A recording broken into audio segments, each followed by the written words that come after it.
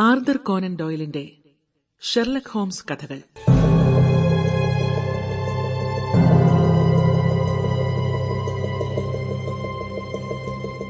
ഏകാഗിയായ cycle സഞ്ചാരി.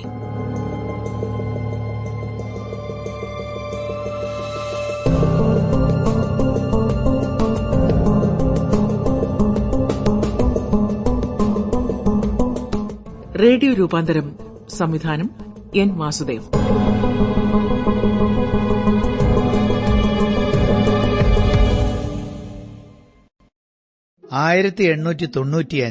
April 23 അന്നാണ് violet Smith എന്ന യുവതി ഞങ്ങളെ കാണാൻ ബേക്കർ തെരുവിലെ 221B എന്ന വീട്ടിലെത്തിയത്. വളരെ സങ്കീർണമായ ഒരു കേസിന്റെ അന്വേഷണത്തിലായിരുന്നതിനാൽ അതിൽ നിന്ന് ശ്രദ്ധ തിരിക്കുന്ന മറ്റു കാര്യങ്ങളിലൊന്നും എന്റെ സുഹൃത്ത് ഷെർലോക്ക് ഹോംസിന് താൽപര്യമുണ്ടായിരുന്നില്ല. എങ്കിലും തന്റെ ഉപദേശവും സഹായവും തേടി ആ സന്ധ്യാനേരത്തെത്തിയ മെലിഞ്ഞു നീണ്ട സുന്ദരിയായ മിസ് വയലറ്റിനെ അവഗണിക്കാൻ സ്വതസിദ്ധമായ കുലീനതയും മാന്യതയും അദ്ദേഹത്തെ അനുവദിച്ചതുമില്ല. അതുമാത്രമല്ല, തന്നെ അലട്ടുന്ന പ്രശ്നം എങ്ങനെയും ഹോംസിന്റെ മുമ്പിൽ അവതരിപ്പിച്ചേ മടങ്ങിപ്പോകൂ എന്ന ദൃഢനിശ്ചയത്തിലാണ് മിസ് വയലറ്റ് വന്നത്. ഏറെക്കുറെ നിസ്സംഗമായ പരിക്ഷീണമായ ഒരു മന്ദഹാസത്തോടെ അദ്ദേഹം മിസ് വയലറ്റിനോട് ഇരിക്കാൻ അഭ്യർത്ഥിച്ചു. അവരുടെ പ്രശ്നം കേൾക്കാൻ തയ്യാറായി.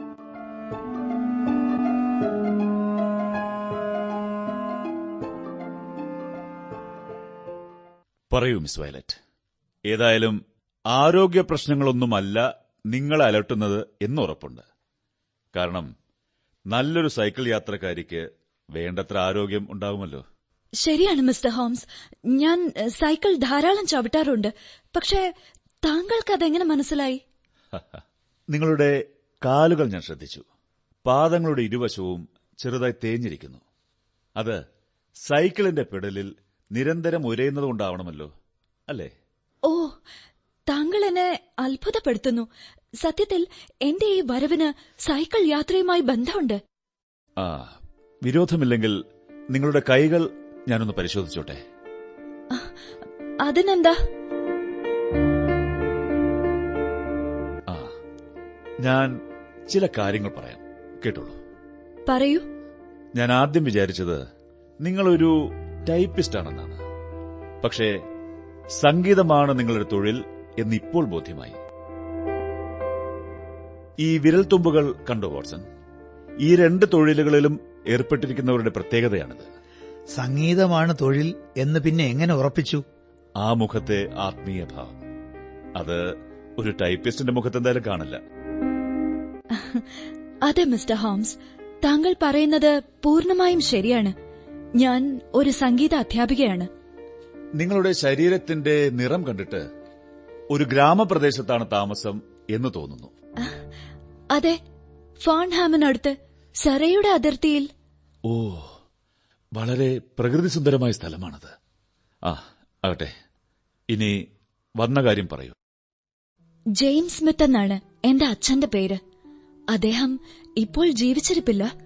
പഴയ ഇംപീരിയൽ തിയേറ്ററിലെ ഗായക സംഘത്തിൽ അംഗമായിരുന്നു. അച്ഛൻ മരിച്ച ശേഷം എനിക്കും എന്റെ അമ്മയ്ക്കും ആകെ ഉണ്ടായിരുന്ന ഒരു ബന്ധു റാൽഫ് സ്മിത്ത് എന്ന എന്റെ അമ്മാവൻ മാത്രമായിരുന്നു. അദ്ദേഹം ആകട്ടെ 25 കൊല്ലങ്ങൾക്ക് മുൻപ് ദക്ഷിണാഫ്രിക്കയിൽ പോയതാണ്. പിന്നെ യാതൊരു വിവരവുമില്ല. അങ്ങനെയിരിക്കെ ഞങ്ങളുടെ വിവരം തിരക്കിക്കൊണ്ട് ടൈംസ് പത്രത്തിൽ ഒരു പരസ്യം വന്നിട്ടുണ്ടെന്ന് അറിഞ്ഞു. ഒരു വക്കീലായിരുന്നു ആ പരസ്യം നൽകിയിരുന്നത്.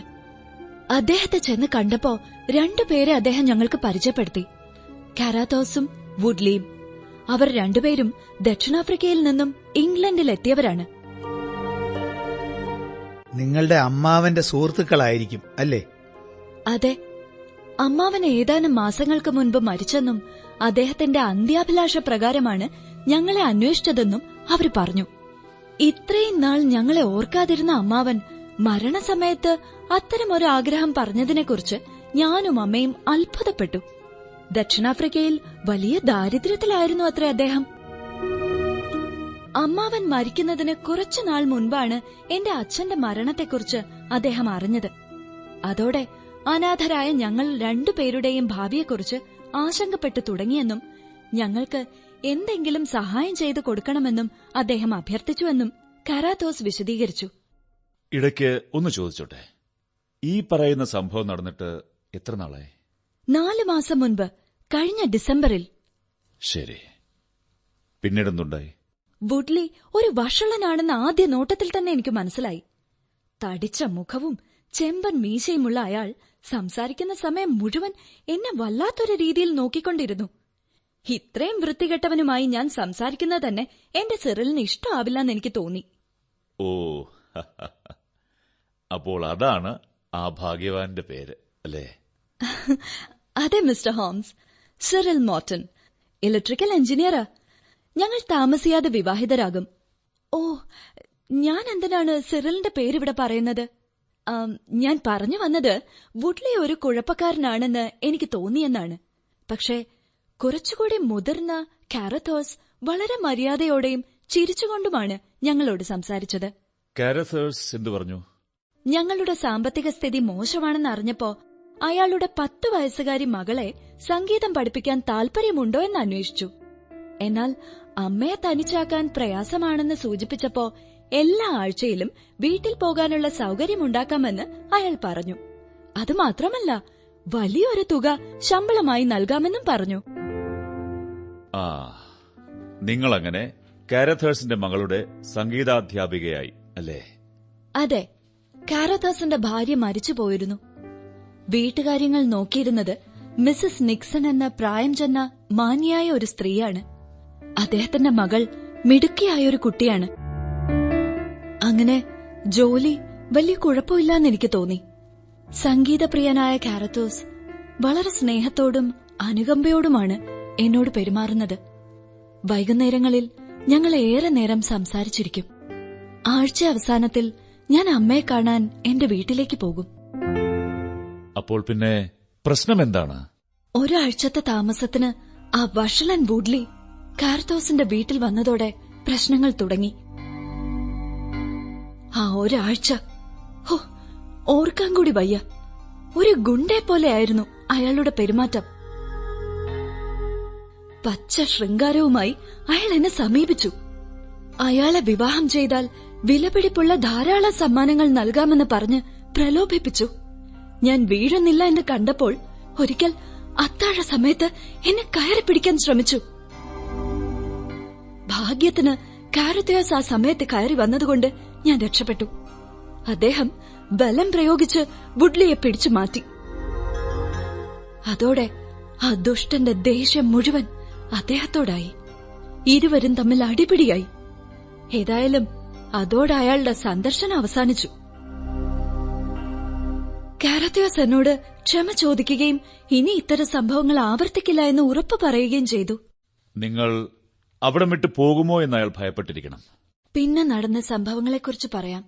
അതേക്കുറിച്ചാണ് എനിക്ക് താങ്കളുടെ ഉപദേശം വേണ്ടത്. തീർച്ചയായും പറയൂ. എല്ലാ ശനിയാഴ്ചകളിലും ഞാൻ വീട്ടിൽ പോകാറുള്ള കാര്യം പറഞ്ഞില്ലേ? രാവിലെ ഞാൻ സൈക്കിളിൽ ഫാൻഹോം സ്റ്റേഷനിലേക്ക് തിരിക്കും. അവിടെ നിന്ന് 11:30-ക്കുള്ള ട്രെയിനിൽ കയറിയാൽ എനിക്ക് സൗകര്യമായി വീട്ടിലെത്താം. കാർത്തേഴ്സിന്റെ വീട്ടിൽ നിന്നും റെയിൽവേ സ്റ്റേഷനിലേക്കുള്ള വഴി തികച്ചും വിജനമാണ്. സ്റ്റേഷൻ അടുത്തെത്തുമ്പോൾ മാത്രമാണ് ഒരു മനുഷ്യജീവിയോ ഒരു കുതിരവണ്ടിയോ കാണാൻ പറ്റുന്നത്. ഇനിയാണ് എന്നെ അത്ഭുതപ്പെടുത്തുകയും ഭയപ്പെടുത്തുകയും ചെയ്ത സംഭവം. 2 ആഴ്ച മുൻപ് ഒരു ശനിയാഴ്ച ഞാൻ വിജനമായ പാതയിലൂടെ സ്റ്റേഷനിലേക്ക് സൈക്കിൾ ചവിട്ടി വരികയായിരുന്നു. ഇടയ്ക്ക് ഞാനൊന്ന് പുറകോട്ട് തിരിഞ്ഞു നോക്കി. അപ്പോൾ ഒരു 200 അടി പിറകിലായി ഒരാൾ സൈക്കിൾ ചവിട്ടി വരുന്നത് കണ്ടു. കറുത്ത താടി, അധികം ഉയരമില്ലാത്ത ഒരു മധ്യവയസ്കന്റേതുപോലെ തോന്നുന്ന ഒരു രൂപം. സ്റ്റേഷനിൽ എത്താറായപ്പോൾ തിരിഞ്ഞു നോക്കി. അപ്പോൾ അയാളെ കണ്ടില്ല. ഞാൻ അതത്ര കാര്യമാക്കിയില്ല. പക്ഷേ പിന്നെയും അത് ആവർത്തിച്ചു അല്ലേ? അതെ. തിങ്കളാഴ്ച രാവിലെ ഞാൻ വീട്ടിൽ നിന്ന് മടങ്ങുമ്പോൾ അതേ സ്ഥലത്ത് വച്ച് അയാളെ കണ്ടു. വ്യക്തമായി പറഞ്ഞാൽ ചാർലിംഗ്ടൺ ഹാൾ എന്ന് പറയുന്ന കെട്ടിടത്തിന്റെ സമീപത്തുള്ള കുറ്റിക്കാട് പിടിച്ച സ്ഥലത്ത് വെച്ച്. അതുകൊണ്ടും അവസാനിച്ചില്ല. അടുത്ത ശനിയാഴ്ചയും തിങ്കളാഴ്ചയും അത് തന്നെ ആവർത്തിച്ചു. അയാളുടെ മുഖം വ്യക്തമായി കാണാൻ സാധിച്ചില്ലേ? അയാൾ എപ്പോഴും ഒരു നിശ്ചിത അകലം പാലിച്ചിരുന്നു എന്നതും എന്നെ അത്ഭുതപ്പെടുത്തി. അയാൾ ഒരു തരത്തിലും എന്നെ ഉപദ്രവിക്കാനോ എന്നെ മറികടന്നു പോകാനോ ശ്രമിച്ചിട്ടേയില്ല. നിങ്ങൾ ഈ കാര്യം കാരിത്താസിനോട് പറഞ്ഞില്ലേ? പറഞ്ഞു. അത് കേട്ട് വിജനമായ ആ വഴിയിലൂടെയുള്ള യാത്ര സുരക്ഷിതമല്ലെന്നും സ്റ്റേഷനിൽ പോകാൻ ഒരു കുതിരവണ്ടി ഏർപ്പാടാക്കി തരാമെന്നും അദ്ദേഹം പറഞ്ഞു. പക്ഷേ ഇന്ന് രാവിലെയും എന്തോ കാരണത്താൽ കുതിരവണ്ടി എത്തിയില്ല. അത് കാരണം പതിവ് പോലെ ഞാൻ സൈക്കിളിൽ തന്നെ സ്റ്റേഷനിലേക്ക് തിരിച്ചു. പതിവ് സ്ഥലത്തെത്തിയപ്പോൾ ഞാൻ തിരിഞ്ഞു നോക്കി. അപ്പോൾ ഞാൻ കണ്ടു, കഴിഞ്ഞ 2 ആഴ്ചകളിലും പ്രത്യക്ഷപ്പെട്ട ആ സ്ഥലത്ത് അയാൾ ഉണ്ടായിരുന്നു. സൈക്കിളിൽ ഏകദേശം 200 അടി വരെ അകലെ. ആ കറുത്ത രൂപം എന്നെ ഭയപ്പെടുത്തി. കറുത്ത വേഷം, കറുത്ത തുണിത്തൊപ്പി, കറുത്ത താടി. മുഖം കാണാനായില്ലെങ്കിലും എനിക്ക് ആ രൂപം നല്ല പരിചയമുള്ളതുപോലെ തോന്നി. അതാരാണെന്നറിയാനുള്ള ആകാംക്ഷയും ആവേശവും എനിക്ക് ധൈര്യം തന്നു. ഞാൻ സൈക്കിളിന്റെ വേഗം പതുക്കെയാക്കി. അയാളും അതുപോലെ വേഗം കുറച്ചു. ഞാൻ സൈക്കിൾ ബ്രേക്കിട്ട് നിർത്തിയപ്പോൾ അയാളും നിർത്തി. പിന്നെ നിങ്ങൾ എന്ത് ചെയ്തു? ഞാൻ പെട്ടെന്ന് സ്പീഡ് കൂട്ടി ഒരു വളവിന്റെ അപ്പുറത്തെത്തി സൈക്കിൾ നിർത്തി. അയാൾക്ക് വേണ്ടി കാത്തുനിന്നു. അയാൾ എന്റെ പുറകെ എത്തുമെന്നും ബ്രേക്ക് പിടിച്ചു നിർത്തുന്നതിന് മുൻപ് എന്റെ മുന്നിൽ വന്ന് ചാടുമെന്നും ഞാൻ കണക്കുകൂട്ടി. പക്ഷേ കുറച്ചുനേരം നിന്നിട്ടും അയാൾ വന്നില്ല. ഞാൻ പുറകോട്ട് പോയി നോക്കി. അയാളുടെ പൊടി പോലും അവിടെയെങ്ങും കണ്ടില്ല. 1 മൈലോളം ദൂരത്തിൽ റോഡ് വിജനമായി കിടക്കുന്നത് ഞാൻ കണ്ടു. പ്രധാന വഴിയിൽ നിന്ന് തിരിഞ്ഞു പോകാൻ ഇരുവശത്തും ഒരു വഴി പോലും ഇല്ലായിരുന്നു എന്നത് എന്നെ അതിശയിപ്പിച്ചു. വളരെ രസകരം തന്നെ. വളവ് തിരിഞ്ഞ് തിരിച്ചു വന്നപ്പോൾ റോഡ് വിജനമായിരുന്നു എന്ന് പറഞ്ഞല്ലോ. എത്ര സമയത്തിനുള്ളിലാണ് ഇത് നടന്നത്? ഏതാണ്ട് 3-4 മിനിറ്റുകൾക്കുള്ളിൽ. അപ്പോൾ വന്ന വഴിയിലൂടെ അല്ല അയാൾ മടങ്ങിപ്പോയത് എന്ന് വ്യക്തം. വശത്തുള്ള ഏതെങ്കിലും നടപ്പാതയിലൂടെയാവും അയാൾ അപ്രത്യക്ഷനായത്. മിക്കവാറും ആ വശത്തുള്ള ചാർലിംഗ്ടൺ ഹാളിന്റെ ഭാഗത്തേക്ക്. ശരി, ഇനി എന്തെങ്കിലും പറയാനുണ്ടോ മിസ് വയലറ്റ്? വേറൊന്നും പറയാനില്ല. പക്ഷേ ഈ സംഭവത്തിന് ശേഷം എനിക്ക് വല്ലാത്ത ഭയം തോന്നി. അതുകൊണ്ടാണ് ഞാൻ താങ്കളെ കാണാനെത്തിയത്. നിങ്ങളെ വിവാഹം ചെയ്യാൻ പോകുന്നയാൾ എവിടെയാണ് ജോലി ചെയ്യുന്നത്? അത് ദൂരെയാണ്, കവൻട്രിയിലെ മിഡ്ലാൻഡ്സ് ഇലക്ട്രിക് കമ്പനിയിൽ. മിസ് വയലറ്റ്, ഇനി നിങ്ങളെ കളിപ്പിക്കാൻ അയാൾ നടത്തുന്ന കുസൃതിയായിരിക്കുമോ ഇത്? ഏയ്, എനിക്ക് സിറിലിനെ കണ്ടാൽ തിരിച്ചറിയാം. ഇയാൾക്ക് സിറിലിനോളം പൊക്കമില്ല. നിങ്ങൾ വളരെ സുന്ദരിയായ ഒരു യുവതിയാണ്. നിങ്ങളെ വേറെ ആരെങ്കിലും ശല്യപ്പെടുത്തുന്നുണ്ടോ? ഐ മീൻ, ആരാധകർ? സിറിലിനെ പരിചയപ്പെടുന്നതിന് മുൻപ് പലരുമുണ്ടായിരുന്നു. അതിനുശേഷമോ? പിന്നീട് ആ വൃത്തികെട്ട വുഡ്ലി മാത്രമാണ് എന്റെ പുറകെ നടന്ന് ശല്യപ്പെടുത്തിയിട്ടുള്ളത്. അയാളെ എന്റെ ആരാധകൻ എന്ന് വേണമെങ്കിൽ പറയാം. മറ്റാരുമില്ല എന്നുറപ്പാണോ? അത് അങ്ങനെ ചോദിച്ചാൽ പറയൂ, വേറെ ആരെങ്കിലും? ഒരുപക്ഷെ എനിക്ക് വെറുതെ തോന്നുന്നതാവും. പക്ഷേ കാരത്തോസ് എന്റെ കാര്യങ്ങളിൽ അമിതമായ താല്പര്യം കാണിക്കുന്നതായി തോന്നിയിട്ടുണ്ട്. പ്രത്യേകിച്ച് ഞങ്ങൾ 2 പേരും മാത്രം സംസാരിച്ചിരിക്കുമ്പോ. തികഞ്ഞ മാന്യനാണ് അദ്ദേഹം. എങ്കിലും എനിക്ക് അങ്ങനെ ഒരു തോന്നൽ. ശരി, എങ്ങനെയാണ് കാരത്തോസിന്റെ രീതികൾ? വലിയ ധനികനാണ്. ആഴ്ചയിൽ 1-2 തവണ പട്ടണത്തിൽ പോകും. ദക്ഷിണാഫ്രിക്കയിലെ ഖനികളുടെ ഓഹരിയിൽ വലിയ താൽപര്യമാണ്. അയാൾക്ക് സ്വന്തമായി കുതിരയും വണ്ടിയും ഒന്നുമില്ലേ? ഇല്ല. ശരി മിസ് സ്മിത്ത്, പുതിയ സംഭവങ്ങൾ എന്തെങ്കിലും ഉണ്ടാകുകയാണെങ്കിൽ എന്നെ അറിയിക്കുക. ഇപ്പോൾ ഞാൻ വളരെ പ്രധാനപ്പെട്ട മറ്റൊരു കേസിന്റെ അന്വേഷണത്തിലാണ്. എങ്കിലും നിങ്ങളുടെ പ്രശ്നത്തെക്കുറിച്ച് ഞാൻ ചില അന്വേഷണങ്ങൾ നടത്താം. പക്ഷേ എന്നെ അറിയിക്കാതെ ഒരു നീക്കവും നിങ്ങൾ നടത്തരുത്. ശരി, പൊയ്ക്കോളൂ. ശരി മിസ്റ്റർ ഹോംസ്, വളരെ നന്ദി.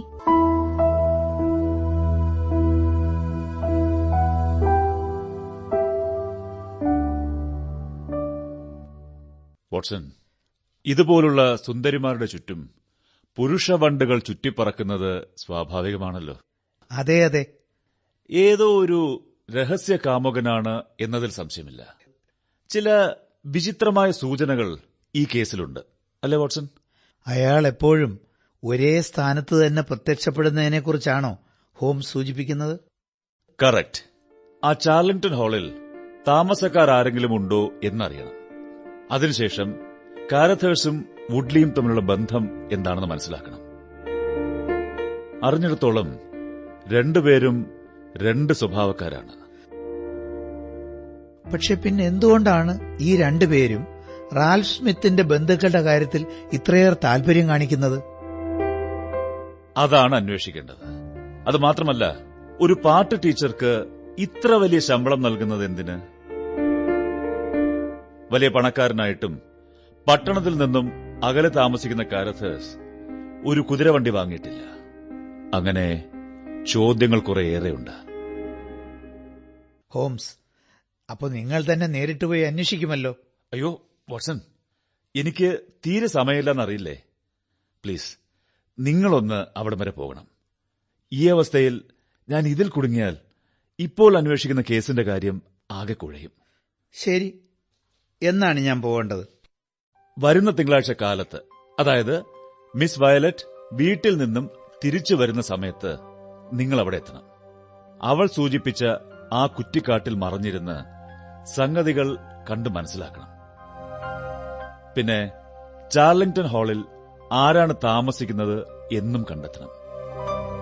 ശരി, നിങ്ങൾക്ക് നിർബന്ധമാണെങ്കിൽ ഞാൻ പോകാം. പോയിട്ട് വരൂ വാട്സൺ. നിങ്ങൾക്ക് ഈ യാത്ര തീർച്ചയായും ഇഷ്ടപ്പെടും.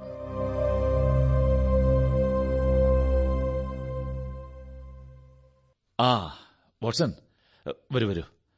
എങ്ങനെയുണ്ടായിരുന്നു യാത്ര? വിവരങ്ങൾ എല്ലാം കിട്ടിയോ? മിക്കവാറും എല്ലാ കാര്യങ്ങളും മനസ്സിലായി. ഇരിക്കൂ വാട്സൺ. നടന്ന സംഭവങ്ങൾ വിശദമായി പറയൂ. പറയാം. മിസ് വയലറ്റ് അവിടെ എത്തുന്നതിന് മുമ്പ് തന്നെ ഞാൻ ഫാൺഹാം സ്റ്റേഷന്റെ അടുത്തുള്ള ഒരു പൊന്തക്കാട്ടിൽ ഒളിച്ചിരുന്നു. അവൾ സൂചിപ്പിച്ചതുപോലെ അവിടം തികച്ചും വിജനമായിരുന്നു. ചാർലിംഗ്ടൺ ഹാളിന്റെ മുഖ്യ കവാടവും അതിന്റെ ഇരുവശങ്ങളിലായി നീണ്ടുകിടക്കുന്ന റോഡിന്റെ കുറെ ഭാഗങ്ങളും ആ പൊന്തക്കാട്ടിൽ ഒളിച്ചിരിക്കുമ്പോൾ തന്നെ എനിക്ക് വ്യക്തമായി കാണാം. പെട്ടെന്ന് ഒരാൾ സൈക്കിൾ ചവിട്ടി വരുന്നത് ഞാൻ കണ്ടു.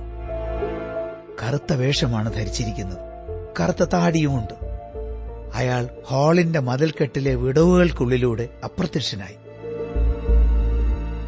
കുറച്ചു കഴിഞ്ഞപ്പോ മിസ് വയലറ്റ് സൈക്കിൾ ചവിട്ടി വരുന്നു. മതിൽക്കെട്ടിനടുത്തെത്തിയപ്പോൾ അവൾ പുറകോട്ട് തിരിഞ്ഞു നോക്കുന്നുണ്ടായിരുന്നു.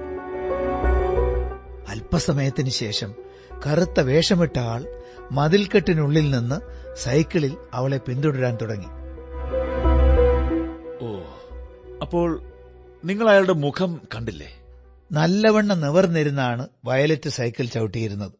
അവളുടെ മുഖം എനിക്ക് വ്യക്തമായി കാണാം. പക്ഷേ അവളെ പിന്തുടർന്നയാൾ ഹാൻഡിൽ ബാറിൽ തല കുനിച്ചിരുന്നാണ് സൈക്കിൾ ഓടിച്ചിരുന്നത്. അയാളുടെ നീക്കങ്ങൾക്കൊക്കെ ഒരു രഹസ്യ സ്വഭാവമുണ്ടായിരുന്നു. അപ്പോഴും വയലറ്റ് തിരിഞ്ഞു നോക്കുന്നുണ്ടായിരുന്നോ? കുറച്ചു നേരം തിരിഞ്ഞു നോക്കിയ ശേഷം അവൾ സൈക്കിൾ നിർത്തി. അവൾ നിർത്തിയ ഉടൻ തന്നെ അയാളും സൈക്കിൾ നിർത്തി. പക്ഷേ മിസ് വയലറ്റിന്റെ അടുത്ത നീക്കം തികച്ചും അപ്രതീക്ഷിതമായിരുന്നു. അവൾ പെട്ടെന്ന് സൈക്കിൾ തിരിച്ച് അയാളുടെ നേരെ ആഞ്ഞു ചവിട്ടി. എന്നിട്ട് അയാളെ പിടികിട്ടിയോ? എവിടെ?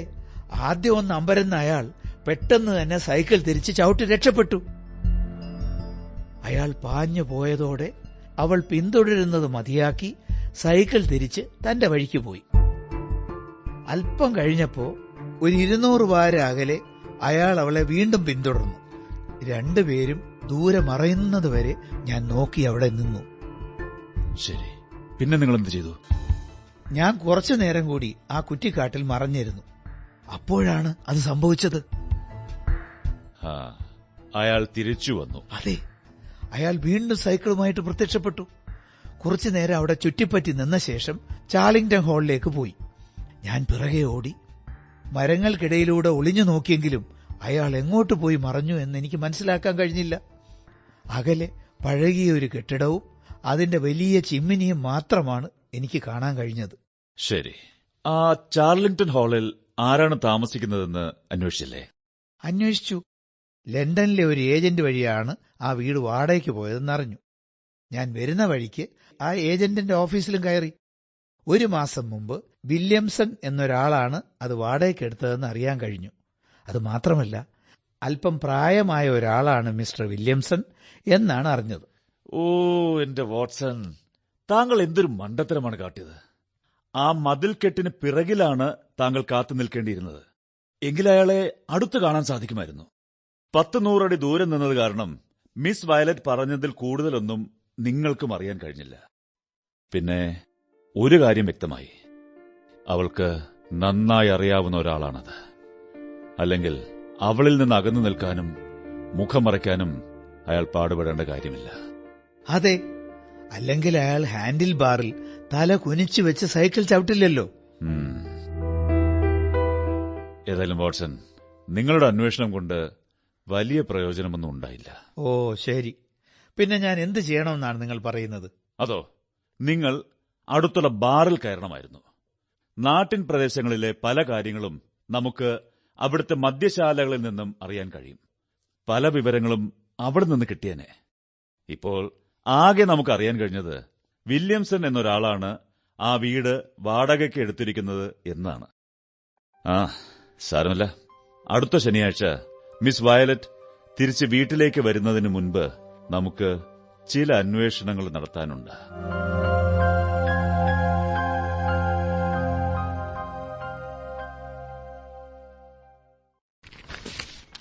വാട്സൺ, ഇത് മിസ് വയലറ്റ് സ്മിത്തിന്റെ കത്താണ്. എവിടെ? മിസ്റ്റർ ഹോംസ്, ഇവിടുത്തെ സ്ഥിതി കൂടുതൽ വഷളായിക്കൊണ്ടിരിക്കുന്നു. കാർത്തേയോസ് എന്നോട് കഴിഞ്ഞ ദിവസം വിവാഹാഭ്യർത്ഥന നടത്തി. അയാളുടെ ആത്മാർത്ഥതയിലും സ്നേഹത്തിലും എനിക്ക് സംശയമൊന്നുമില്ല. പക്ഷേ ഞാൻ മറ്റൊരാളെ ഇഷ്ടപ്പെടുന്നുവെന്ന് പറഞ്ഞ് ആ അഭ്യർത്ഥന നിരസിച്ചു. അയാൾക്ക് അത് ഇഷ്ടപ്പെട്ടില്ലെങ്കിലും മാന്യതയോടെയാണ് പ്രതികരിച്ചത്. വാട്സൺ, നമ്മുടെ സുഹൃത്ത് കൂടുതൽ അപകടങ്ങളിലേക്ക് ചെന്ന് ചാടിക്കൊണ്ടിരിക്കുന്നുവെന്ന് എനിക്ക് തോന്നുന്നു. ഇനിയും കൂടുതൽ വിചിത്രമായ സംഭവങ്ങൾക്കുള്ള സാധ്യതകൾ ഈ കേസിലുണ്ട്. എന്റെ മനസ്സിലുള്ള 2-3 സംശയങ്ങൾ ശരിയാണോ എന്നെനിക്ക് പരിശോധിക്കണം. ഇന്ന് വൈകുന്നേരം തന്നെ എനിക്ക് അവിടം വരെ ഒന്ന് പോകണം.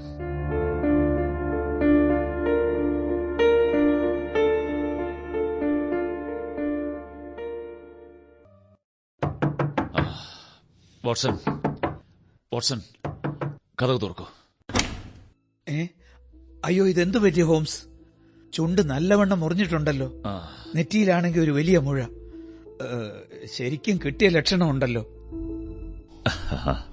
സംഗതി മോശമായില്ല. കുറച്ച് പ്രാക്ടീസിന്റെ കുറവുണ്ടെങ്കിലും മൽപിടുത്തം അല്പം അറിയാവുന്നതുകൊണ്ട് വലിയ പ്രയോജനം ചെയ്തു. അതുകൊണ്ടാണ് ഈ രൂപത്തിലെങ്കിലും തിരിച്ചെത്താൻ കഴിഞ്ഞത്. വളച്ചു കേട്ടില്ലാതെ കാര്യം പറയൂ ഹോംസ്. ഞാൻ പറഞ്ഞില്ലേ, അവിടുത്തെ മദ്യശാലയിൽ അന്വേഷിച്ചാൽ ചില കാര്യങ്ങൾ കിട്ടുമെന്ന്. ഞാൻ അവിടെ എത്തി ചിലരുമായി സംസാരിച്ചു. നിങ്ങൾ പറഞ്ഞ വില്യംസൺ നരച്ച താടിയുള്ള ഒരാളാണെന്നും കുറെ വേലക്കാരോടൊപ്പമാണ് അയാൾ ചാർലിംഗ്ടൺ ഹാളിൽ താമസിക്കുന്നതെന്നും അറിയാൻ കഴിഞ്ഞു. അയാൾ ഒരു പള്ളിയിലച്ഛനാണത്രേ. പക്ഷേ അയാൾ ചെയ്യുന്ന കാര്യങ്ങളൊന്നും ആത്മീയതയ്ക്ക് ചേരുന്നവയല്ല എന്നാണ് അവിടുത്തെ പള്ളിയിലുള്ളവർ പറയുന്നത്. അയാൾ അവരുടെ കൂട്ടത്തിൽ മുൻപുണ്ടായിരുന്നുവെന്നും ഇപ്പോൾ അയാളുടെ പ്രവൃത്തികൾ അത്ര നല്ലതല്ല എന്നുമാണ് അറിയാൻ കഴിഞ്ഞത്. ഏതായാലും വില്യംസൺ എന്ന താമസക്കാരനെക്കുറിച്ച് ചില വിവരങ്ങളെങ്കിലും അറിയാൻ കഴിഞ്ഞല്ലോ. പറയട്ടെ, ശനിയാഴ്ചയും ഞായറാഴ്ചയും ധാരാളം ആളുകൾ അവിടെ വരാറുണ്ടെന്നും കൂട്ടത്തിൽ ചെമ്പൻ മീശയുള്ള ഒരാളാണ് സ്ഥിരം സന്ദർശകനെന്നും ബാറിൽ നിന്നും ഞാൻ അറിഞ്ഞു. ഇനിയാണ് രസം. എന്താ, സാക്ഷാൽ വുഡ്ലി രംഗപ്രവേശം ചെയ്തോ? നിങ്ങൾ പറഞ്ഞത് ശരിയാണ് വാട്സൺ. ഞാനും ഒന്ന് ഊഹിച്ചു നോക്കി. ബാറിലിരുന്ന് ഞാൻ മറ്റുള്ളവരോട് സംസാരിക്കുമ്പോൾ അയാൾ അടുത്ത മുറിയിലിരുന്ന് എല്ലാം ശ്രദ്ധിക്കുന്നുണ്ടായിരുന്നു. എന്റെ നേരെ വന്ന് ഉറക്കെ ചോദ്യം ചെയ്യാൻ ആരംഭിച്ചു. ഞാൻ ആരാണ്, എന്തിനാണ് വന്നത്, ഈ കാര്യങ്ങളൊക്കെ അന്വേഷിക്കുന്നത് എന്തിനാണ് എന്നൊക്കെ ചോദിച്ചുകൊണ്ട് എന്നെ അടിക്കാനോങ്ങി. ആദ്യത്തെ അടി എനിക്ക് തടുക്കാൻ കഴിഞ്ഞില്ല. പിന്നെ ഞാനും വിട്ടുകൊടുത്തില്ല. ശരിക്ക് ഞാനും കൊടുത്തു. അവൻ കുതിരവണ്ടിയിൽ കയറി സ്ഥലം വിട്ടു. അതിനുശേഷമുള്ള എന്റെ രൂപമാണിത്. ഏതായാലും അതോടെ അന്വേഷണം മതിയാക്കി ഞാനിങ്ങ് പോന്നു. വാട്സൺ, താങ്കൾ നടത്തിയ അന്വേഷണത്തെക്കാൾ ഫലപ്രദമല്ല എന്റേതും എന്ന് ഞാൻ സമ്മതിക്കുന്നു. അതെങ്കിലും സമ്മതിച്ചല്ലോ. ചുണ്ടിലെ മുറിവിനും നെറ്റിയിലെ ചതവിനുമൊക്കെ എന്ത് ചെയ്യാൻ പറ്റുമെന്ന് ഞാൻ നോക്കട്ടെ. എന്റെ മുറിയിലേക്ക് വന്നോളൂ. നന്ദി ഡോക്ടർ വാട്സൺ.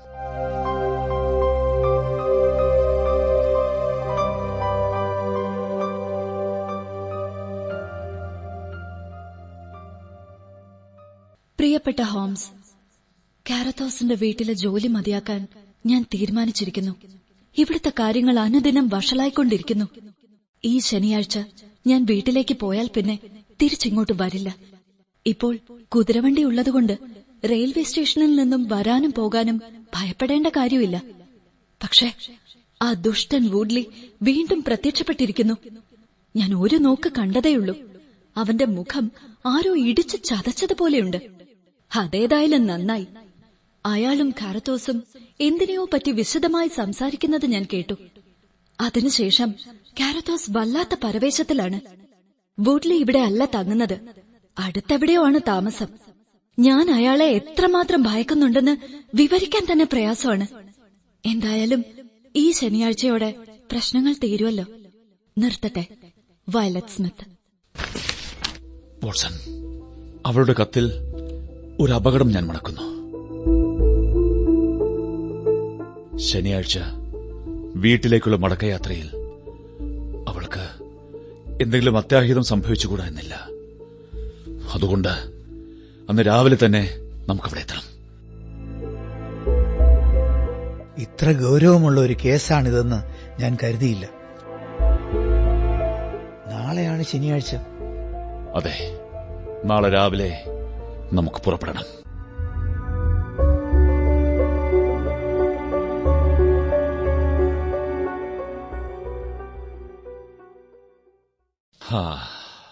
വാട്സൺ, നല്ല മനോഹരമായ നാട്ടിൻപുറം അല്ലേ? അതെ ഹോംസ്, ലണ്ടനിലെ കെട്ടിടങ്ങളുടെ ചാരനിറം കണ്ടുമടുത്ത കണ്ണുകൾക്ക് എങ്ങും പൂക്കൾ നിറഞ്ഞു നിൽക്കുന്ന ഈ ഗ്രാമപ്രദേശം എന്തൊരാശ്വാസമാണ്. ശരിയാണ്. നമുക്ക് ശുദ്ധമായ വായു ശ്വസിച്ച് പക്ഷികളുടെ സംഗീതം ആസ്വദിച്ച് ഈ നാട്ടുപാതയിലൂടെ നടക്കാം. വരൂ. ദാ, ആ മരങ്ങൾക്കിടയിലൂടെ താഴോട്ട് നോക്കൂ. ചാർലിംഗ്ടൺ ഹാൾ കാണാം. പതിവ് പോലെ ഇവിടെയെങ്ങും ആരുമില്ല. വാട്സൺ, ദേ, സൂക്ഷിച്ചു നോക്കൂ. ഒരു കുതിരവണ്ടിയല്ലേ ആ വഴിയിലൂടെ വരുന്നത്? അതെ, ഇപ്പോൾ കുതിരവണ്ടിയിലാണ് റെയിൽവേ സ്റ്റേഷനിലേക്കുള്ള യാത്ര എന്ന് വയലറ്റ് എഴുതിയിരുന്നല്ലോ. അത് അവളുടെ വണ്ടിയാണെങ്കിൽ ഇന്നത്തെ ആദ്യത്തെ ട്രെയിനിൽ തന്നെ സ്ഥലം വിടാനുള്ള പുറപ്പാടാവും. പക്ഷേ ആ വണ്ടി ചാർലിംഗ്ടൺ ഹാളിന് എത്തുന്നതിന് മുമ്പ് നമുക്കവിടെ എത്താനാവുമോ? വരൂ, പെട്ടെന്ന് ഈ മരങ്ങൾക്കിടയിലൂടെ താഴോട്ട് ഇറങ്ങിയാൽ മതി. നമ്മൾ എന്ത് വിഡ്ഢികളാണ്! കുറച്ചുകൂടി നേരത്തെ ഇവിടെ എത്തണമായിരുന്നു. വരൂ, പെട്ടെന്ന് വരൂ.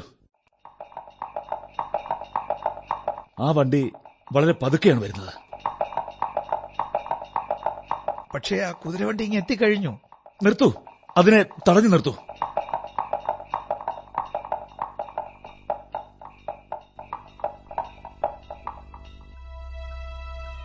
ഹോംസ്, ഈ വണ്ടിയിൽ ആരുമില്ല. എങ്കിൽ എന്തോ അപകടം സംഭവിച്ചിരിക്കണം. ഇത് വയലറ്റ് വന്ന വണ്ടിയാകും. അപ്പോൾ ആരെങ്കിലും അവളെ തട്ടിക്കൊണ്ടുപോയതാകുമോ? വാട്സൺ, കയറൂ. ഹോംസ്, നിൽക്കൂ. അത് കണ്ടോ, സൈക്കിളിൽ ഒരാൾ ഇങ്ങോട്ട് വരുന്നു. ആരാ നിങ്ങൾ? നിങ്ങൾക്ക് ഈ വണ്ടി എവിടെ നിന്ന് കിട്ടി? സത്യം പറയണം, ഇല്ലെങ്കിൽ ഇത് കണ്ടോ, ഈ തോക്ക് രണ്ടുപേരുടെയും കഥ കഴിക്കും. നിങ്ങളെ തന്നെയാണ് അന്വേഷിക്കുന്നത്. പറയൂ, വയലറ്റ് എവിടെ? നിങ്ങൾക്കറിയാം, പറയൂ. അതാണ് എനിക്കും ചോദിക്കാനുള്ളത്. അവൾ എവിടെ? അവൾ റെയിൽവേ സ്റ്റേഷനിലേക്ക് പോയ വണ്ടിയാണല്ലോ ഇത്. നിങ്ങൾ അവളെ തട്ടിയെടുത്തോ? എവിടെയാണ് അവളെ ഒളിപ്പിച്ചിരിക്കുന്നത്? സത്യം പറ, അല്ലെങ്കിൽ രണ്ടിനെയും ഞാൻ ചുട്ടരിക്കും. സുഹൃത്തെ, നിങ്ങൾ സമാധാനപ്പെടൂ. ഈ കുതിരവണ്ടി വഴിയിൽ വെച്ചാണ് ഞങ്ങൾ കാണുന്നത്. അപ്പോൾ അതിനകത്ത് ആരുമുണ്ടായിരുന്നില്ല. ദൈവമേ, അവർ അവളെ തട്ടിയെടുത്തു. ആ ദുഷ്ടനുള്ളിയും കള്ളപ്പാതിരി വില്യംസനുമാണ് ഇതിനു പിന്നിൽ. അവർ അവളെ എന്തും ചെയ്യും. അത് ശരി. അപ്പോൾ നിങ്ങൾ കൂടി അറിഞ്ഞാണ് ഈ നാടകം, അല്ലേ? അതൊക്കെ പിന്നെ പറയാം. വരൂ, നമുക്ക് അവളെ കണ്ടുപിടിക്കണം. ദേ, സത്യം പറയൂ, നിങ്ങൾ അവളുടെ സുഹൃത്തുക്കളാണോ? അതെ, നിങ്ങളെ തോക്ക് മാറ്റിപ്പിടിക്കൂ. അവളെ സഹായിക്കാനാണ് ഞങ്ങൾ ഇവിടെ എത്തിയിരിക്കുന്നത്. എങ്കിൽ എന്നോടൊപ്പം വേഗം വരൂ. എന്റെ ജീവൻ കളഞ്ഞും ആ ദുഷ്ടന്മാരുടെ കയ്യിൽ നിന്നും അവളെ ഞാൻ രക്ഷിക്കും. ദാ, ഇത് കണ്ടോ? ഇതിലെയാണ് അവർ പോയിരിക്കുന്നത്. ചെരുപ്പിന്റെ പാടുകൾ വളരെ വ്യക്തമായി കാണാം. ഇന്നലെ രാത്രി മഴ പെയ്തതുകൊണ്ട് ഓരോ പാടും വ്യക്തമാണ്. ശ്രദ്ധിക്കൂ, ആ പൊന്തക്കാട്ടിന് പിന്നിൽ ഒരനക്കം, ആരോ ഞെരങ്ങുന്ന ശബ്ദം. ഇയാളാരാ? കൈയും കാലും കെട്ടിയിട്ടിരിക്കുകയാണല്ലോ. വായിൽ തുണിയും തിരിയിട്ടുണ്ട്. ഓ, വണ്ടിക്കാരൻ പീറ്റർ. ഇവനാണ് വയലറ്റ് കയറിയ വണ്ടി ഓടിച്ചിരുന്നത്. കുതിരവണ്ടിയിൽ നിന്ന് വയലറ്റിനെ തട്ടിയെടുത്ത് ഇവനെ കെട്ടി ഇവിടെ തള്ളിയിട്ട് അവർ കടന്നു കളഞ്ഞു. അവനെ കെട്ടഴിച്ചുവിടൂ. ശരീരത്തിൽ വലിയ പരിക്കൊന്നുമില്ല. പാവം പീറ്റർ പേടിച്ചുപോയി. അപ്പോ അവർ ഈ വഴി തന്നെയാണ് വന്നിരിക്കുന്നത്. സംശയമില്ല, ചാർലിംഗ്ടൺ ഹാളിലേക്കാണ് പോയിരിക്കുന്നത്. വരൂ, വേഗം വരൂ. അവർക്ക് എന്തെങ്കിലും സംഭവിക്കുന്നതിന് മുമ്പ് നമുക്ക് അവിടെ എത്തണം.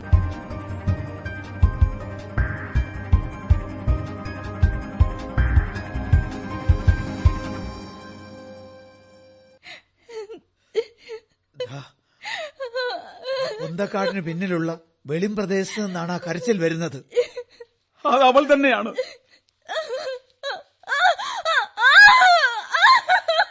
ഓ, അവർ ഇവിടെയുണ്ട്, ദുഷ്ടന്മാർ.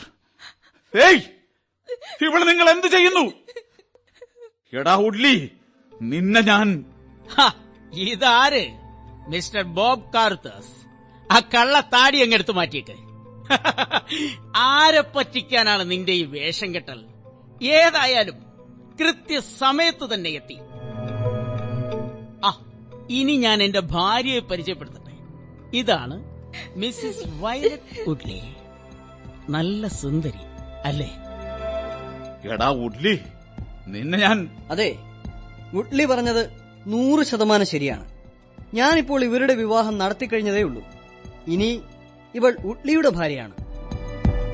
എടാ കള്ളപ്പാതിരി, എനിക്ക് മരിക്കേണ്ടി വന്നാലും ഞാനിത് സമ്മതിക്കില്ല. അനങ്ങിപ്പോകരുത് രണ്ടുപേരും. ഓ, തോക്ക് ചൂണ്ടി പേടിപ്പിക്കുകയാണോ? നീ അല്പം വൈകിപ്പോയി. അവളെന്റെ ഭാര്യയായി കഴിഞ്ഞു. തോക്ക് താഴെ ഇട്ടിട്ട് ഞങ്ങളെ ആശീർവദിക്കൂ. ഭാര്യയല്ലടാ, നിന്റെ വിധവ. കാർത്തസ്, നിങ്ങൾ എന്താണ് ഈ കാണിച്ചത്? ആ തോക്കിക്ക് തരൂ. നിങ്ങൾ ആരാണ്? എന്റെ പേര് ഷെർലക് ഹോംസ്. ഓ, ഷെർലക് ഹോംസ്.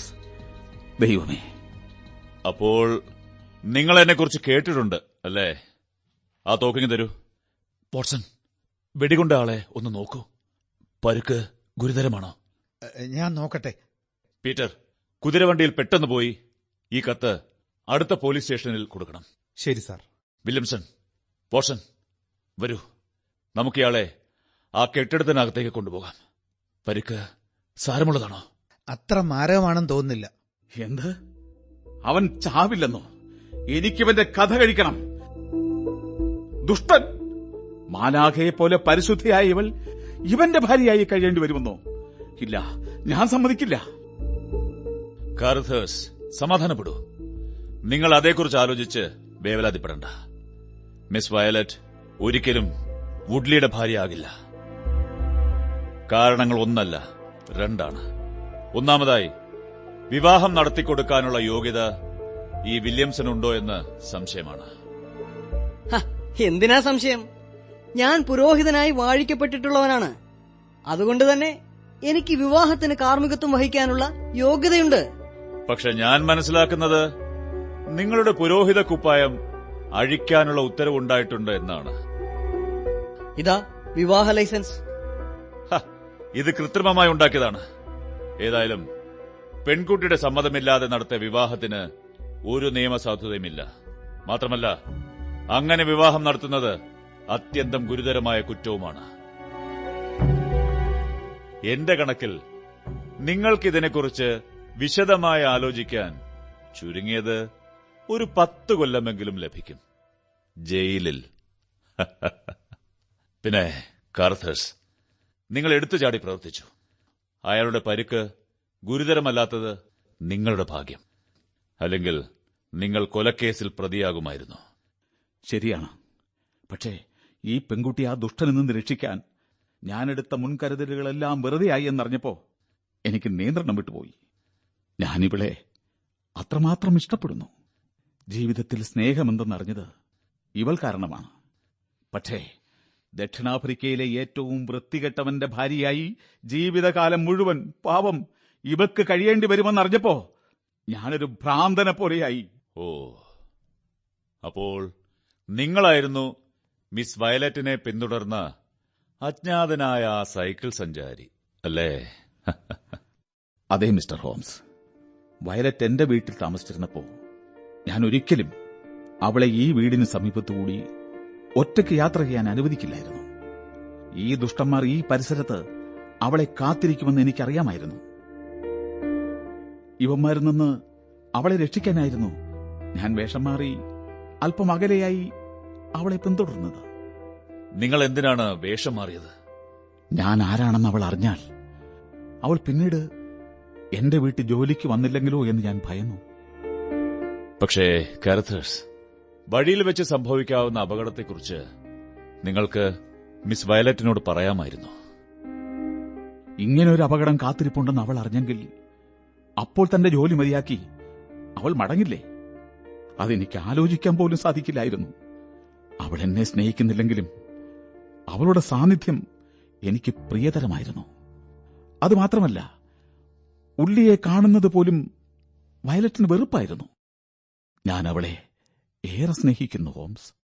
ഇതിന് നിങ്ങൾ പറയുന്നത് സ്നേഹമെന്നാണോ? ഇതിനെ സ്വാർത്ഥത എന്നാണ് ഞാൻ പറയുന്നത്. ശരിയായിരിക്കാം. പക്ഷേ ഈ പ്രശ്നങ്ങൾക്കിടയിലും അവളെ രക്ഷിക്കാൻ ആരെങ്കിലും ഉണ്ടാകുന്നത് നല്ലതാണെന്ന് എനിക്ക് തോന്നി. അപ്പോഴാണ് ആ കമ്പി സന്ദേശം വന്നത്. അതോടെ ഈ ദുഷ്ടന്മാർ എന്തെങ്കിലും ചെയ്യാതിരിക്കില്ല എന്ന് എനിക്ക് ഉറപ്പായിരുന്നു. എന്തായിരുന്നു ആ കമ്പി സന്ദേശം? മിസ് വയലറ്റിന്റെ പണക്കാരനായ അമ്മാവൻ സ്മിത്ത് മരണമടഞ്ഞു എന്നായിരുന്നു ആ സന്ദേശം. ഓ, അപ്പോൾ റാൽഫ് സ്മിത്ത് മരിച്ചുവെന്ന് വയലറ്റിനോടും അമ്മയോടും ആദ്യം പറഞ്ഞത് കള്ളമായിരുന്നു അല്ലേ? ഇപ്പോൾ കാര്യങ്ങളുടെ കിടപ്പ് ഏകദേശം തെളിഞ്ഞു വരുന്നുണ്ട്. എടാ കാർത്തേഴ്സ്, ഞാനൊരു കാര്യം പറഞ്ഞേക്കാം. ഈ പെണ്ണിനെ കുറിച്ച് നീ എന്ത് വേണമെങ്കിലും പറഞ്ഞോ. പക്ഷേ ഞങ്ങളെ ഈ പോലീസുകാരന് ഒറ്റുകൊടുക്കാനാണ് ഭാവമെങ്കിൽ നീ ഉള്ളിയോട് ചെയ്തത് എനിക്ക് നിന്നോട് ചെയ്യേണ്ടി വരും. സൂക്ഷിച്ചോ. അയ്യോ, പരിശുദ്ധനായ തിരുമേനി, ഈ കേസിലെ തെളിവെല്ലാം നിങ്ങൾക്കെതിരാണ്. നിങ്ങൾ 3 പേരും, അതായത് കാരത്തേഴ്സും വുഡ്ലിയും വില്യംസണും ചേർന്ന് തയ്യാറാക്കിയ ഒരു പദ്ധതിയാണത്. നിങ്ങൾ 3 പേരും ദക്ഷിണാഫ്രിക്കക്കാരാണല്ലേ? ഏയ് കള്ളം. ഞാനിവരെ പരിചയപ്പെട്ടിട്ട് കഷ്ടിച്ച് 2 മാസമേ ആയിട്ടുള്ളൂ. ദക്ഷിണാഫ്രിക്ക എവിടെയാണെന്ന് പോലും എനിക്കറിയില്ല. നിങ്ങളുടെ ഊഹം തെറ്റിപ്പോയി മഹാനായ ഹോംസ്. അയാൾ പറയുന്നത് സത്യമാണ്. ഞാനും ഉള്ളിയുമാണ് ദക്ഷിണാഫ്രിക്കക്കാർ. ഓ, ശരി. ഇനി ഞാൻ പറയാം. നിങ്ങൾ 2 പേർക്കും ദക്ഷിണാഫ്രിക്കയിൽ വെച്ച് ധനികനായ സ്മിത്തിനെ അറിയാമായിരുന്നു. രോഗാതുരനായ അദ്ദേഹം അധികം നാൾ ജീവിച്ചിരിക്കില്ല എന്നും നിങ്ങൾക്കറിയാമായിരുന്നു. സ്മിത്തിന്റെ കാലശേഷം അവിവാഹിതനായ അദ്ദേഹത്തിന്റെ ഭാരിച്ച സ്വത്ത് അനന്തരവൾക്ക് ലഭിക്കുമെന്നും നിങ്ങൾ മനസ്സിലാക്കി. എന്താ, ശരിയല്ലേ? അതെ, ശരിയാണ്. ആ, അങ്ങനെ നിങ്ങൾ ഇംഗ്ലണ്ടിലെത്തി അവളെ കണ്ടുപിടിച്ചു. നിങ്ങളിൽ ഒരാൾ അവളെ വിവാഹം കഴിക്കുമെന്നും അങ്ങനെ വലിയ സ്വത്തിന്റെ ഉടമയായ ശേഷം മറ്റേയാൾക്ക് അതിന്റെ ഓഹരി നൽകും എന്നുമായിരുന്നു പദ്ധതി. പക്ഷേ എന്തോ കാരണത്താൽ മിസ് വയലറ്റിനെ വിവാഹം കഴിക്കാനുള്ള ചുമതല വുഡ്ലിക്കാണ് വന്നു ചേർന്നത്. അതെന്തായിരുന്നു കാരണം? ഇംഗ്ലണ്ടിലേക്കുള്ള യാത്രയിൽ കപ്പലിൽ വെച്ച് ഞങ്ങളിൽ അവളെ വിവാഹം കഴിക്കുന്നത് ആര് എന്ന പ്രശ്നം തീർക്കാൻ പന്തയം വെച്ച് ചീട്ട് കളിച്ചു. വുഡ്ലിയാണ് അതിൽ ജയിച്ചത്. ഓ, അങ്ങനെ വരട്ടെ. നിങ്ങളുടെ വീട്ടിൽ മിസ് വയലറ്റിനെ വലിയ ശമ്പളം നൽകി ജോലി നൽകിയതും അവിടെ വന്ന് വുഡ്ലി ഇടയ്ക്കിടെ അവളെ ശല്യപ്പെടുത്തിക്കൊണ്ടിരുന്നതും ഈ പരിപാടിയുടെ ഭാഗമായിരുന്നു അല്ലേ? അപ്പോഴാണ് കാര്യങ്ങൾ തകിടം മറിഞ്ഞത്. വയലറ്റിന് വുഡ്ലിയെ കാണുന്നതേ ഇഷ്ടമല്ലായിരുന്നു. നിങ്ങൾക്കാവട്ടെ അവളോട് തീവ്രമായ അനുരാഗവും. വുഡ്ലി വയലറ്റിന് വിവാഹം കഴിക്കുന്നത് നിങ്ങൾക്ക് ആലോചിക്കാൻ പോലും കഴിയാതെയായി. അതെ, ഞാൻ വല്ലാത്ത ഒരു മാനസികാവസ്ഥയിലാണ്. അതിനുശേഷം നിങ്ങൾ തമ്മിൽ തെറ്റി. മുൻകൂട്ടി തയ്യാറാക്കിയ പദ്ധതിയൊക്കെ മറന്ന് വുഡ്ലി അയാളുടെ ഇഷ്ടം പോലെ പ്രവർത്തിക്കാൻ തുടങ്ങി. മിസ്റ്റർ ഹോംസ്, താങ്കൾ പറയുന്നതൊക്കെ ശരിയാണ്. നടന്നതൊക്കെ കൃത്യമായി താങ്കൾ വിവരിക്കുന്നുണ്ടല്ലോ. ഞങ്ങൾ തമ്മിൽ വഴക്കായി, തമ്മിൽ തല്ലായി. പിന്നെ കുറെ നാൾ ഉള്ളിയെ കാണാനില്ലായിരുന്നു. ഈ കള്ളപ്പാതിരിയുമായി കൂട്ടുകൂടി അയാളിവിടെ താമസമാക്കിയത് ഞാൻ പിന്നീട് അറിഞ്ഞു. വയലറ്റ് ഇതുവഴിയാണ് റെയിൽവേ സ്റ്റേഷനിലേക്ക് പോകുന്നത്. അതുകൊണ്ടാണ് ഈ വീട് തെരഞ്ഞെടുത്തതെന്നും എനിക്ക് മനസ്സിലായി. ഞാൻ ഇവരുടെ നീക്കങ്ങൾ നിരീക്ഷിച്ചുകൊണ്ടിരുന്നു. അങ്ങനെയിരിക്കെ ഒരു ദിവസം വുഡ്ലി എന്റെ വീട്ടിൽ വന്നു.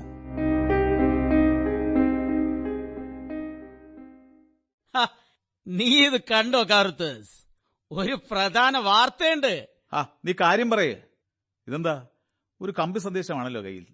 എടോ, ആ കിളവൻ സ്മിത്ത് മരിച്ചു. അതിന് നീ ഇത്ര സന്തോഷിക്കുന്നത് എന്തിനാ? ഓഹോ, നീ എല്ലാം മറന്നുപോയോ? ആ പെണ്ണിനെ കണ്ടപ്പോ നീ വേറൊരു ലോകത്താണല്ലോ. നമ്മുടെ പദ്ധതി ഓർമ്മയില്ലേ?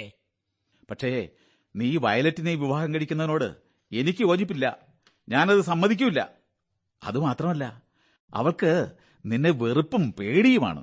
ഓ ശരി, എന്നാൽ നീ ഒരു കാര്യം ചെയ്യ്. നീ അവളെ വിവാഹം ചെയ്തോളൂ. എനിക്ക് സ്വത്തിന്റെ ഓഹരി കിട്ടിയാ മതി. നീ പറയുന്നത് എനിക്ക് സമ്മതം തന്നെ. പക്ഷേ എന്നെ വിവാഹം കഴിക്കാൻ അവൾ സമ്മതിക്കണ്ടേ? നമുക്കതൊക്കെ ശരിയാക്കാം. എങ്ങനെയും അവളെ വിവാഹം കഴിക്കണം. അപ്പോൾ നമുക്ക് കാര്യങ്ങൾ എളുപ്പമാകും. അതെന്തോ ആയിക്കോട്ടെ. പക്ഷേ അവളെ ഉപദ്രവിക്കാനൊന്നും ഞാൻ കൂട്ടുനിൽക്കില്ല. നീ നോക്കിക്കോ. നീ സഹായിച്ചില്ലെങ്കിൽ വേണ്ട, ഞാൻ അവളെ കെട്ടിയിരിക്കും. അതിനാണ് ഞാൻ ഇത്രയും കഷ്ടപ്പെട്ടത്. ദേ, എനിക്ക് പറയാനുള്ളത് ഞാൻ പറഞ്ഞു കഴിഞ്ഞു. ആ ശരി, ഞാൻ പോകുന്നു. ബാക്കി കാര്യങ്ങള് നീ കണ്ടു തന്നെ അറിഞ്ഞോളൂ. വുഡ്ലി വീട്ടിൽ വന്ന് ബഹളമുണ്ടാക്കിയതോടെ വയലറ്റ് ജോലി ഉപേക്ഷിച്ച് അവളുടെ വീട്ടിൽ പോകാൻ തീരുമാനിച്ചു. അവൾക്ക് റെയിൽവേ സ്റ്റേഷനിൽ പോകാൻ ഞാൻ കുതിരവണ്ടിയും ഏർപ്പാടാക്കി. എന്നിട്ടും മനസമാധാനത്തിനു വേണ്ടി ഞാൻ പതിവ് പോലെ വേഷം മാറി എന്റെ സൈക്കിളിൽ അവളെ പിന്തുടർന്നു. പക്ഷേ ഞാൻ എത്തുന്നതിന് മുമ്പ് അവർ അവളെ തട്ടിയെടുത്തു. നിങ്ങളെ ആ ഒഴിഞ്ഞ കുതിരവണ്ടി കണ്ടപ്പോഴാണ് അപകടം സംഭവിച്ചു കഴിഞ്ഞുവെന്ന് എനിക്ക് ഉറപ്പായത്. വാട്സൺ വന്നല്ലോ. എങ്ങനെയുണ്ട് വുഡ്ലിയുടെ അവസ്ഥ? ഇല്ല, വലിയ കുഴപ്പമില്ല. അപകടനില തരണം ചെയ്തു കഴിഞ്ഞു. വാട്സൺ, ഈ കേസിൽ ഞാനൊരു വിഡ്ഢിയെ പോലെയാണ് പെരുമാറിയത്. നിങ്ങൾ ആദ്യം ഇവിടെ വന്നതിന് ശേഷം അറിയിച്ച വസ്തുതകളിൽ നിന്ന് തന്നെ ഞാൻ എല്ലാം മനസ്സിലാക്കേണ്ടതായിരുന്നു. ഏതായാലും വിചിത്രമായ ഈ കേസ് ഇങ്ങനെ അവസാനിച്ചല്ലോ. വാട്സൺ, മിസ് വയലറ്റ് എവിടെ? അകത്തെ മുറിയിലുണ്ട്. പേടിച്ച് വിറച്ചുപോയി. പാവം, സത്യത്തിൽ അവൾക്കൊന്നും മനസ്സിലായിട്ടില്ല. ആ ശരി, വിശ്രമിക്കട്ടെ.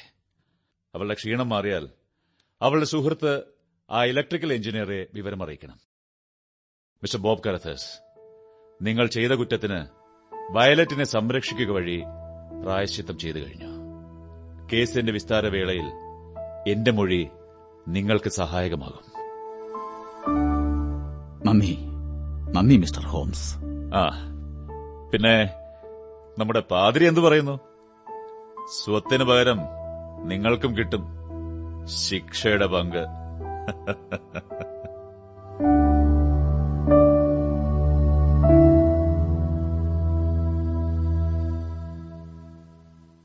മിസ് വയലറ്റ് അവളുടെ അമ്മാവൻ റാൽഫ് സ്മിത്തിന്റെ വലിയ സ്വത്തിന് അവകാശിയായി എന്ന് പിന്നീട് അറിഞ്ഞു. അവളുടെ ഭർത്താവായ സിറിൽ മോർട്ടൺ ഇലക്ട്രിക്കൽ സ്ഥാപനമായ മോർട്ടൺ ആൻഡ് കെന്നഡിയുടെ സീനിയർ പാർട്ണറാണ്. വുഡ്ലേക്ക് 10 വർഷത്തേക്കും വില്യംസിന് 7 വർഷത്തേക്കും തടവ് ശിക്ഷ ലഭിച്ചു. പാവം ബോബ് കാരിത്തേഴ്സിന്റെ ഗതി മാത്രം എന്തായി എന്നറിയാൻ കഴിഞ്ഞില്ല.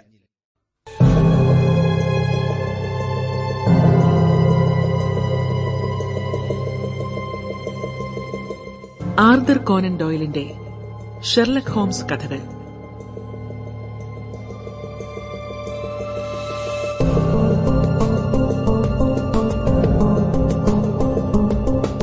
ഏകാഗിയായ സൈക്കിൾ സഞ്ചാരി നാടകം സമാപിക്കുന്നു.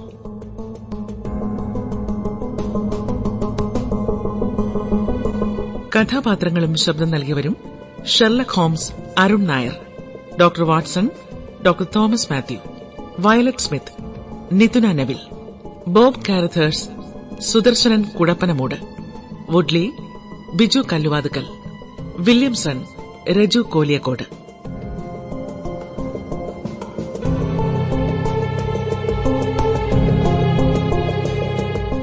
സംവിധാന സഹായം BN ദീപ, അശ്വതി ബാലചന്ദ്രൻ.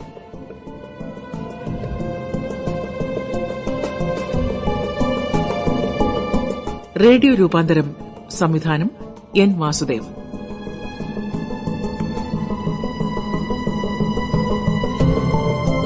അവതരണം ആകാശവാണിയുടെ തിരുവനന്തപുരം നിലയം.